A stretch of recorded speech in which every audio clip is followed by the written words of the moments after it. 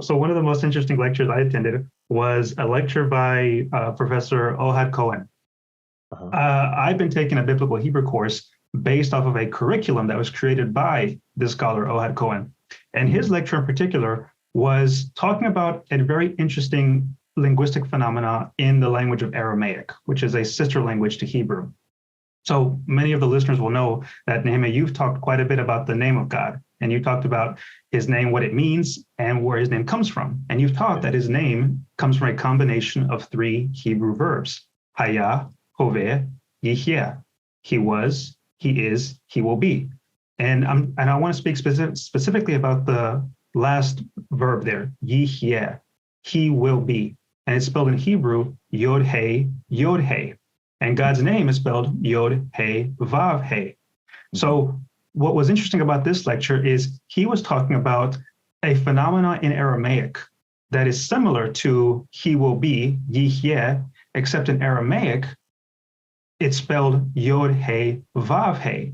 So in the Aramaic language, the third person masculine singular verb, he will be, is spelled exactly like the four-letter name of God.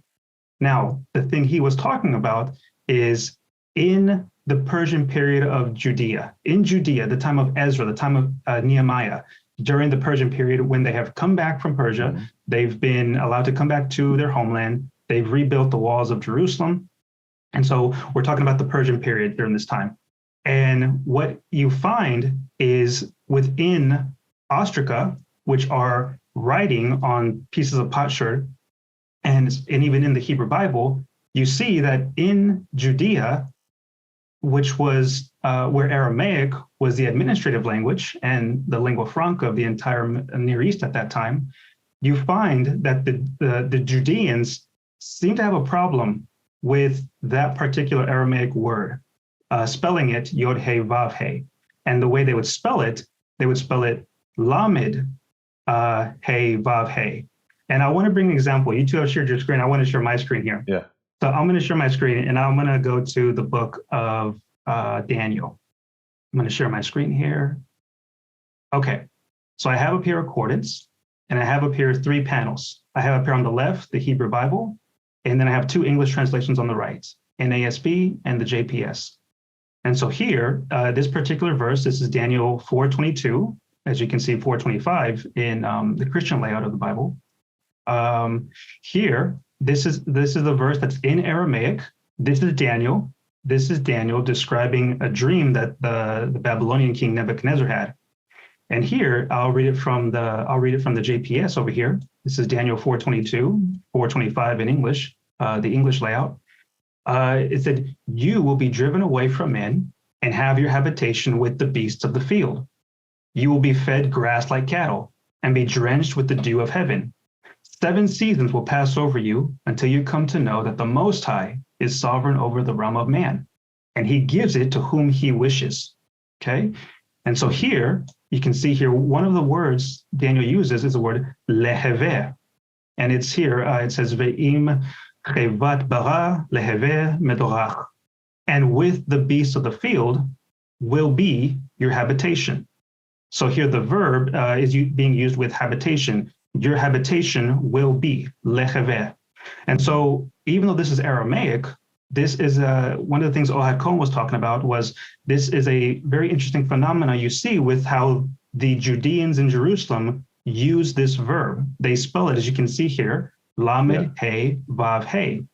And it's usually spelled Yod, He, Vav, He. Now, of course, I'm talking about just the consonants, not taking the vowels into consideration. But just on the surface, the spelling, Lamed He Vav He, conflicts with the typical Aramaic spelling of Yod He Vav He. And so what his lecture was about was, so scholars have tried for centuries, and there's still very recent scholarship on the subject. They've tried to answer the question, why is this verb spelled with a Lamed instead of with a Yod, as it usually is in Aramaic? And so he talked about a number of the explanations scholars have given through the decades. But what he noted was that none of their explanations came from a historical perspective. So his lecture was laying out from his research and his scholarship, what is the historical reason for why the Judeans did not spell it Yod He Vav He.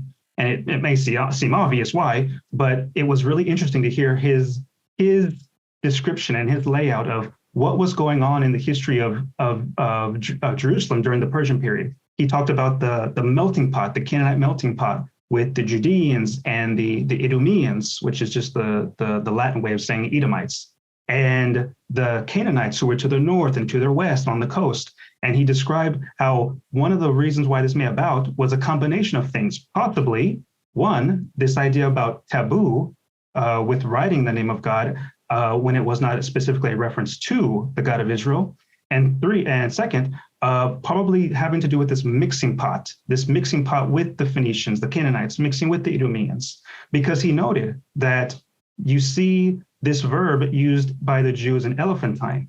And the Jews in Elephantine were Jews who had migrated to Egypt during, we could say, the period of Second Kings, right? They migrated to a region within Egypt. And on their Ostracon, on their writings, the ones that are still extant, they write out this verb Yod He Vav He. So he proposed maybe it was a combination of things, not just with taboo, but also a combination of the Canaanite mixing pot. And we also see this, he noted something that scholars don't note, which is he brought the book of Nehemiah. So I'll go over here to another tab, and I'll read this from Nehemiah. This is Nehemiah 13, 23 and 24. And I'll read from the JPS version here. It says, also at that time, Nehemiah speaking, I saw that Jews had married Ashdodite, Ammonite, and Moabite women. A good number of their children spoke the language of Ashdod and the language of those various peoples, and they did not know how to speak Judean.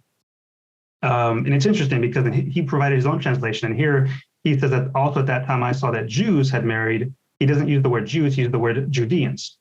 And I actually like that. I think that fits a little bit better, talking about the specific inhabitants of Judea who have come back to what was the kingdom of Judah.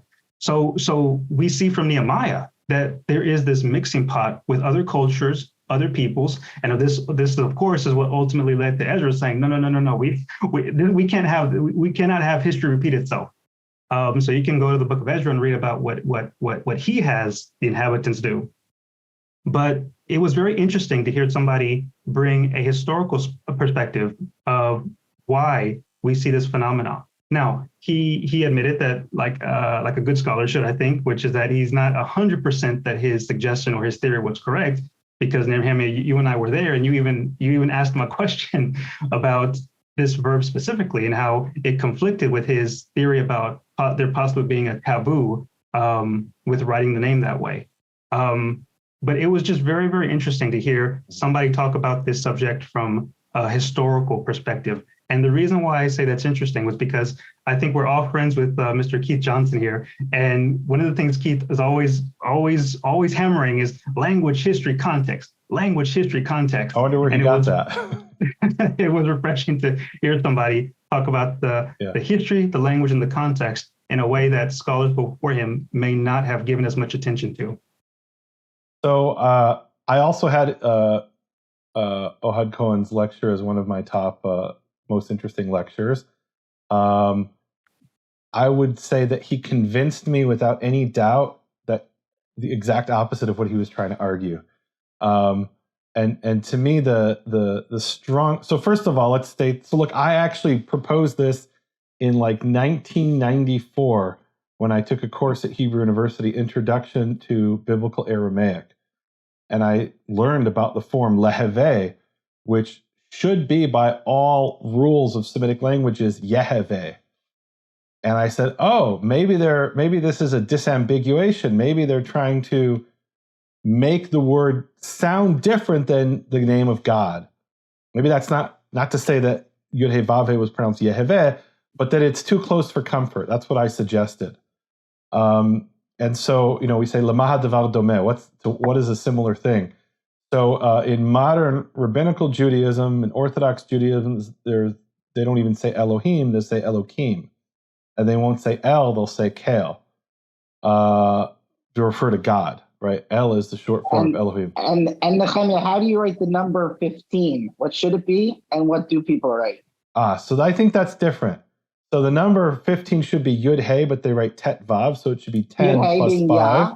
Yah, name of God. So I think right? they do that so it's not confused with the name of God. Well, So, isn't that what? That's no, what. Here we're talking about pronunciation. You're talking about right. writing. Yeah, the Leheve though. The Leheve. Also, if you write Yud Hey as a number, and I found manuscripts where they write Yud Hey as a number, but it creates an ambiguity, whereas Tet Vav, which is 9 plus 6, right? I mean, it brings you 15. So it's an ambiguity there. So here I think it's different. So the example I was going to give, and tell me if you ever heard this, David. So I grew up with Jews, ultra-Orthodox Jews, who instead of saying ginger ale, they would, no joke, they would say ginger kale, because ale is the Hebrew word for God, and they wouldn't say ale unless they were reading a Hebrew text in the synagogue in a formal context. So they said, oh, we know ale and ginger ale isn't the name of God, but it's too close for comfort. So we're going to say ginger kale. So my suggestion with that background was, maybe they said leheve instead of Yeheve because it's too similar to the name of God. And the professor said, absolutely not. And here's how we know. If you look at other dialects of Aramaic, the lamed of leheve is there in words that have nothing to do with Yud He Vav He.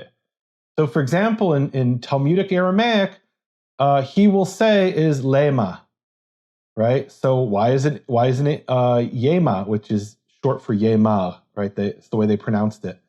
Maybe they had a rhotic R, I'm not really sure. So yemar becomes yema, which is then pronounced lema in Babylonian Aramaic. So there you're saying it has something to do with Yud He Vav He? Obviously not. So Ohad Cohen addressed that in his lecture. He said, that's 800 years later. I'm talking about in the Persian period. Yeah, but it's a phenomenon in the same language that survived, right? I mean, give me a break. And then if you look at, and by the way, the whole background for this, for those who don't know Semitic languages, is that in the future form, or what's sometimes called the prefix form, or the imperfect form, or the imperfect tense or mode, you have these 4 prefixes: aleph, yud, tav, nun, which are prefixed to the verb in the future form. So if you add an aleph, it means I will. If you add a tav, it's you will or she will. And if you add a nun, it's we will. And the yud that we're talking about is he will. And the point is that in Babylonian Aramaic, the yud is replaced with a lamed, even though in other Semitic languages it's a yud. And that's not unique. In Syriac Aramaic, it's replaced with a nun. And how do we get in Syriac Aramaic wasn't spoken by Jews. This was the Aramaic of the Gentiles of Emesa, or Homs in today modern Syria, northern Syria. And where do you, in Syriac they would say something like, and I don't know the vowels, but it'd be something like Nehewe or Neheve. So where does the nun come from? And that's for all verbs, not just he will be. So where does the nun come? It comes from, we have 4 letters that switch between them, lamnar, lamed, mem, nun, resh. So the nun in Syriac Aramaic is related to the lamed in Babylonian Aramaic. It's the same letter, essentially pronounced differently, based on their dialect. La, na. It's very common in many languages, not just Semitic languages. And so I think that. So he brought up a fascinating argument, which I've suggested myself decades ago, not in as erudite and scholarly a way as he did in this lecture, but he convinced me of the opposite. And the strongest proof against his argument, and he brought this evidence. I was looking for the slide just now on my phone. I couldn't find it. I thought I took a photo of it. But he brings examples in Edomite Aramaic where you have the name, or an Edomite, let's say, right? Because it's a name. And you'll have someone named after, we have names that begin Yehonatan. And they have names there with the word Kos. Kos is the name of the Edomite god. And if there's a verb, and I don't remember the exact example, but there are verbs that are combined in the name, right? It's called, you've got the theophoric element Kos, just like we would have Yeho. And then they have like Yitain, right? But it's not Litain, it's Litain with a lamed. So what are you telling me? They're trying to disambiguate the word Natan, or whatever the word was. I don't remember, maybe it was Lakach. I don't remember the exact example. But it was a lamed in place of the Yud of the Eitan letters in a name. in their dialect of Aramaic. Or I shouldn't say the dialect. I shouldn't say the dialect of Aramaic in the Edomite language, because it's a name, so I don't know what language it is. Could be just Edomite. What do you have the example, Nelson? I do. I believe I have this slide. Can I share my screen? Yeah, yes, please. Sir. Oh, this is exciting. Let's see. God, is this the one? Exciting. Let's see it. All right. So, this is beautiful. So he calls Yaktel plus divine name, right? So Yaktel is the letters Kuf Tav Lamed or Tet Lamed of the root. That's how scholars write a generic form, and the Yud is the prefix, which means he will. So have Ya, and by the way, these vowels, ignore my vowels here because I have no idea what the vowels are in a name that was written, thousands of years ago that isn't written with vowels. Ya'adriel, Yakneel, Yishmael. Well, Yishmael we're pretty sure of because we have that name in the Bible. Yitiel, Yirmiyahu, right? So the Yud is he will. And then all of a sudden we have Kos Ya'ate, Kos will bring, Kos Yevarech, or maybe it's Kos Yibrach, right? I obviously don't know, right? Kos will bless, Kos Dili. So these are examples where it has the Yud. And then he has other examples where the Yud swapped out with the Lamed. Instead of Ya'adriel, he has La'adriel, Lansirael, Kos La'alef. Kos La'alef is an interesting word. It means something like Kos being the God will be strong, or maybe Kos will train, or something like that. Kos will be mighty. Kos Lita. I don't know what Lita is. Do you know what that is? I don't know that word off the top of my head. Yud, Tav, Ayin. Or maybe it's just a word in Edomite that I don't know. Kos Linhar, which is probably Kos will give light. Kos Linso. Kos will give brightness, or will guard, rather. Kos La'az. Kos will be mighty. Kos La'akov. That's beautiful. So it's the name Jacob combined with Kos. And it's not Yaakov, it's La'akov.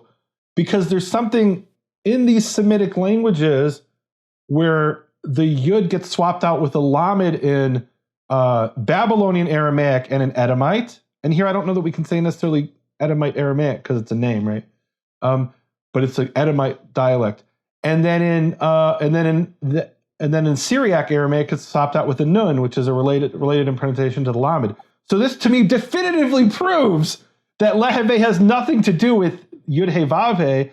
It's just something that happens in these Semitic languages where the Lamed prefix replaces the Yud. What do you think, David? I think it's probably both. I think it's probably both. I think what you're saying makes a whole lot of sense. This is just a regular phenomenon of a language. But I don't really see a lot of scribes writing Yud He Vav He. So it might be a scribal thing too. So okay, possible. And scribal or language. I just don't. It's probably both. That's my guess. But I don't know. This is all new to me. This Edomite stuff. In another lecture by Esther Eshel, which is in the same session, she had these Edomite ostraca, which are pieces of pottery, where people would write on the pottery because paper was expensive and parchment was expensive. And it had Yud He Vav He. And it was clear in the context it means he will be. It had nothing to do with the name of God. Right? So there were some people who did write it, but you're saying a Jewish scribe would be hesitant to write Yud He Vav He. But here's the thing, David, he could have written Yud He Vav Aleph. Right. The Lamed. Yeah. So I'm not saying it's not right. I'm not gonna die on this hill if you're asking me. I don't think it's very clear either way. But we could talk about scribes. If someone's writing a letter or a contract in the middle of the Judean desert, that's one thing. But let's say you're in Jerusalem and you're writing the book of Daniel for the temple court. It's maybe you would. So just I see both as possible. I like both. That's my thought. Okay. All right. Anyway, it was a beautiful lecture that he gave, and it was a good lecture. I just think he convinced me of the opposite. And look, I would like it to be right. It's a very attractive argument to say that there was this disambiguation as a way of expressing sanctity for the name. My background here, by the way, has you can see the Yud He Vav He is an Elohim are in a different shade of ink. This is a 13th century Ashkenazi Torah scroll. If I move aside, you can see it. Some better examples. And no. So here it's always backwards on. I can't Yeah. It's backwards on. Yeah, so move your other way. Good. No, other direction. Good. Now we can see it. All right, no, you can see another example here next to my shoulder. On the second to last line, Yud He Vav He Elohim. It's a different shade of ink. And here there's no, and this is a 13th century Northern Europe. It's a different story, a town called Erfurt. Here they clearly wanted to show sanctity and reverence for the name. So they left a blank space and filled it in afterwards with a different batch of ink. And over the centuries, the inks became a different color. Originally, they were probably the same color. So it's very attractive to me, this idea that, they wanted to show that the letters Yud He Vav He, even when they don't refer to the name of God, that they had this meeting. But you have all these names that have the lamed in them, and the names have nothing to do with Yud He Vav He, right? It's Kos La'az, Kos will be powerful. I mean, or be mighty. I mean, I don't know. I'm not convinced. I'm convinced more ever now of the opposite. But you'll rename the podcast Edomite Voices of pronunciation instead of Hebrew. No, but why is this relevant for Hebrew Voices? Because Hebrew is a Semitic language, and you got to look at the other Semitic languages for sure to learn things about ancient Hebrew. No, for sure. So, I think you're right on with that.